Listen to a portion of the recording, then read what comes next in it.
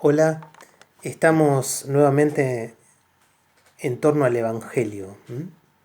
Hoy es el 19º domingo durante el año y seguimos en la lectura de Mateo, del Evangelio de Mateo. En concreto hoy el capítulo 14 de Mateo, versículos 22 a 33. Es un domingo muy especial, el 9 de agosto, porque hacemos memoria, especialmente este año, son 20 años de la Pascua de nuestro querido Orlando Llorio, el recuerdo más profundo, más agradecido para un hombre que marcó la vida de la diócesis. Sus restos descansan aquí, en el seminario diocesano, y él nos sigue acompañando. Y por supuesto, la fuerza para nuestros compañeros curas que están enfermos de COVID, para todos aquellos que están luchando en esta situación, especialmente para nuestro querido Edgardo, que sigue peleándole ahí a la infección del COVID-19. Ojalá que desde acá podamos llegar con nuestra fuerza, con la fuerza de la fe. El texto de hoy dice que enseguida, después de aquella famosa multiplicación de los panes, Jesús obliga a los discípulos a subirse a la barca y él se va solo a orar.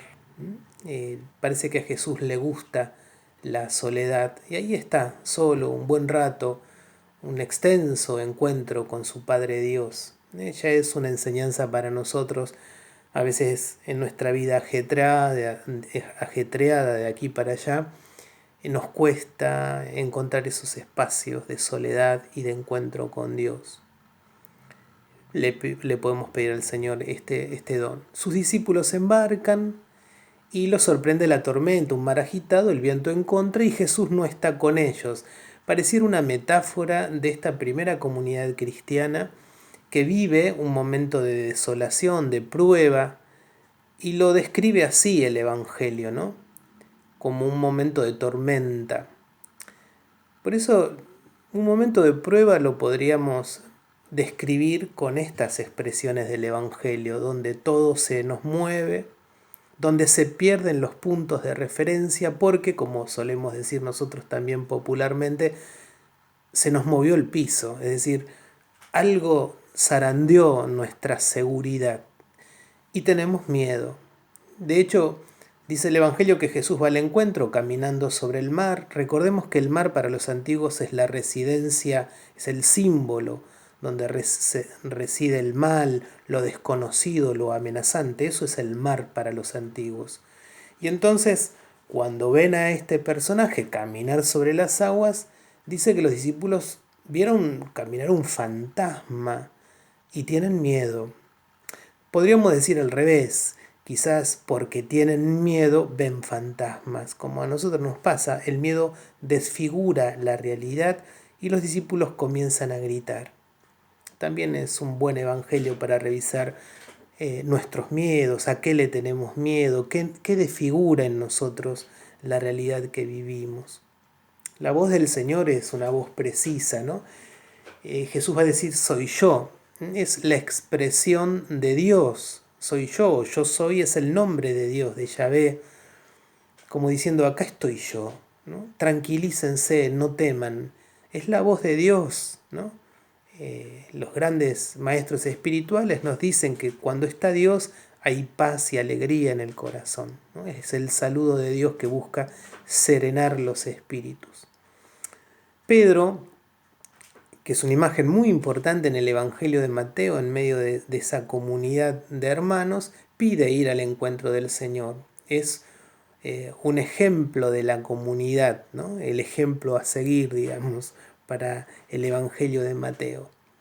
Y es interesante porque mientras Pedro mantuvo la mirada en Jesús, pudo sobreponerse a la tempestad y a la bravura del mar, ¿no? Pedro entonces sería aquel que se deja convocar por el Señor, sostiene la mirada en Jesús y pone su confianza en el Señor aún en los peores momentos. Este es el tema central del Evangelio, ¿no? La confianza en Jesús. fijar la mirada en Jesús, como dice la carta a los Hebreos 12:2, ¿no? Fijando la mirada en Jesús, ponemos en Él nuestra mirada y confiamos. Por eso nos largamos a caminar y caminamos en las mayores dificultades. Solo que si sacamos la mirada del Señor, si quitamos nuestra confianza de Él, nos hundimos y nos pasa como a Pedro, que tenemos que decirle a Jesús, sálvame, ¿no? Y dejar que Jesús nos asista. Es interesante que Jesús le exprese a Pedro que lo contrario a la confianza es sus dudas, su falta de fe. Llamativo que en el Evangelio de Mateo, cuando Jesús valora la fe de paganos, ¿no? En nadie he encontrado tanta fe, dice Jesús, de una pagana que le pide la curación de su hija o de un pagano que le pide que vaya a curar a su criado, ¿no? Jesús, las dos veces que en Mateo alaba la fe de paganos. En cambio a los discípulos les dice, ¿por qué tienen tan poca fe? En ese sentido, la poca fe tiene que ver con la falta de confianza. Y acá, insisto, está la centralidad del mensaje de hoy. La confianza, podríamos definirla así, es la fe que se pone en acción para concretar la esperanza. La confianza es una prima, diría alguien que conozco, es una prima de la fe. La confianza es la fe que se pone en acción para concretar la esperanza. Lo que le pasó a Pedro, ¿no? ¿Cómo expresa Pedro su fe en Jesús? Y bueno, porque confía en la palabra de Jesús, se pone en movimiento y es capaz de caminar sobre las aguas, sobre los momentos más difíciles. Puede caminar porque Pedro pone la mirada en Jesús, su confianza en Él, y entonces concreta la esperanza de llegar a Jesús. La confianza entonces no es esperar en salidas mágicas, ¿no? A veces se dice, bueno, pidámosle a Dios, confiemos en que la pandemia va a pasar. Y en realidad deberíamos orar para pedirle a Dios que podamos encontrar la vacuna que nos saque de esta situación epidemiológica o el medicamento, ¿no es cierto? Que podamos ser cautos, ¿no? Como se nos pide, quedarnos en casa, no ir a buscar el virus, en fin. La confianza no es una salida mágica, es poner en Dios la firmeza de nuestra vida, ¿no? Fijar la mirada en Jesús y poner en Dios nuestra firmeza. Por eso podríamos pensar en este Evangelio cómo vivo esta confianza, cómo es mi fe, si mi fe es una fe confiada, y en qué puedo constatar esta confianza, como también pensar en qué puedo constatar mis dudas, mi falta de fe, de no poner en Dios la firmeza de mi vida. A mí me ayudó mucho este texto de José María Olaizola, un poeta que se llama Tiempo, dice en este poema, lo titula así, Tiempo de Alianzas, y él dice, voy a extractar algunos párrafos que me gustan, ¿no? Él dice, hagamos un pacto, le dice a Dios o a Jesús, tú tenme paciencia, o vos teneme paciencia, que yo tendré valor, y entonaremos un canto como nunca se ha oído. Hagamos un pacto, tú pones la fortaleza, yo la debilidad, y envueltos en tu abrazo nos lanzaremos a buscar la justicia. Hagamos un pacto, tú pones la ternura, yo 5 panes y 2 peces. Se saciará el hambre de tantos y aún sobrarán 12 cestos. Hagamos un pacto, tú pones la misericordia, yo algunos aciertos y bastantes tropiezos.